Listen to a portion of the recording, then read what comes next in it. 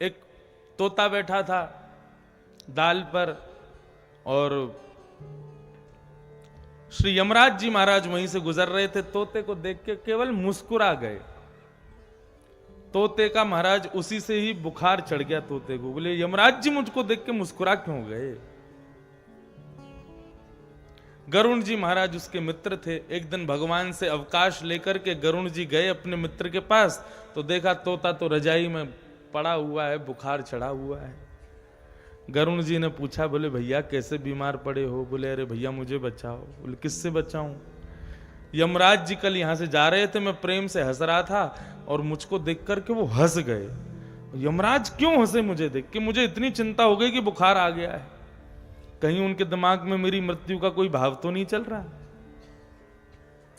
गरुण जी बोले एक काम कर, तेरे को ना मैं बहुत दूर छोड़ आता हूं, जहां यमराज के पिताजी भी नहीं आ पाएंगे, और फिर मैं यमराज से जाके कहूंगा भाई तुम हमारे मित्र को कुछ कहना मत। बोले हाँ भैया बड़ी कृपा होगी। गरुण जी बोले बैठ जा।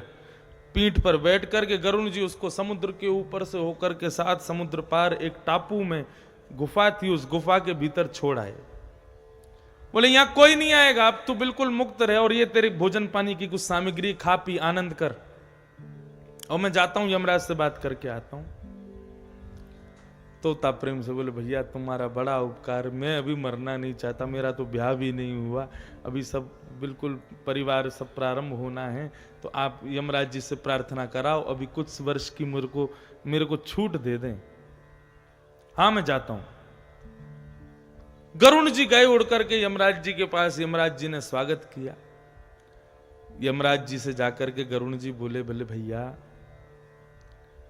यमराज जी बोले कैसे आगमन हुआ? बोले आगमन ये हुआ, हम एक सिफारिश लगाने आए हैं। बोले कैसी सिफारिश? बोले हमारा एक मित्र है तोता, कल एक वन में डाल पर बैठा हुआ था, आप उसको देख करके मुस्कुरा गए, तब से ही उसका बुखार चढ़ा हुआ है। आप उसको देख के मुस्कुरा क्यों गए? आपका कोई उसको कुछ दंड देने का विधान तो नहीं है ना? कहीं उसकी मृत्यु आदि का कुछ सोच तो नहीं रखा आपने? यमराज जी बोले अरे कल वो वन में डाल पर जो बैठा था तोता, अच्छा उस वाले पेड़ के ऊपर बैठा था। बोले हाँ हाँ वही वही वही। प्रभु उसको मारना मत, वो मेरा मित्र है। यमराज जी बोले अरे भैया मैं तो उसको देख के इसलिए हंस रहा था कि मैं सोच रहा था ये तोता यहां बैठ करके बढ़िया प्रेम से ठंडी ठंडी हवा ले रहा है, बढ़िया आनंद ले रहा है वातावरण का, लेकिन इसकी मृत्यु तो कुछ घंटे बाद 7 समुद्र पार एक गुफा में, एक टापू की गुफा में बिल्ली के खाने से होगी। मैं ये सोच रहा था ये चंद घंटे बचे हैं, ये 7 समुद्र पार पहुंचेगा कैसे? गरुण जी सिर पकड़ के बैठे, उसको मैं ही छोड़ के आया हूं, मैं ही मेरे मित्र को छोड़ आया। बोले जाऊं बचाऊं? बोले बचाऊं क्या, यही यमदूत लेके आ रहे होंगे, इतने में ही महाराज तोते की आत्मा आ गई। बोले मेरा हो गया राम नाम सत्य। तो मृत्यु से कौन बच सकता है? कोई नहीं बच सकता। आया है सो जाएगा, राजा रंत फकीर, सबको जाना पड़ेगा, कोई नहीं बच सकता। चला लक्ष्मी चलम प्राणम और चलम जीवत यौवनम। युवावस्था रुकेगी नहीं, चाहे कितना भी आप प्रयास कर लो, वो एक दिन चली ही जाएगी। चला चले ति संसारे, ये संसार चलायमान है, धर्म को ही निश्चल,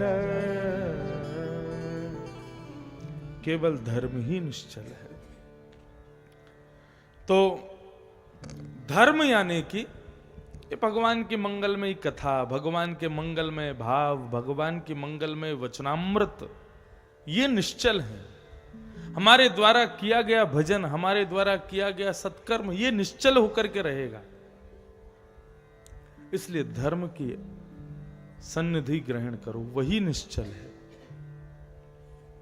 नरसिंह मेहता जी ने ऐसा धर्म निश्चलता का एक पद गाया, आज तक सब गाते हैं। वैष्णव जन तो तेने कहिए, जो पीर पराई जाने रे।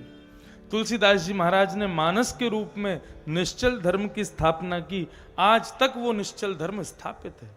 श्री सूरदास जी महाराज ने सूर सागर आदि जैसे सुंदर भावों के द्वारा धर्म की स्थापना की, आज तक वो धर्म स्थापित है।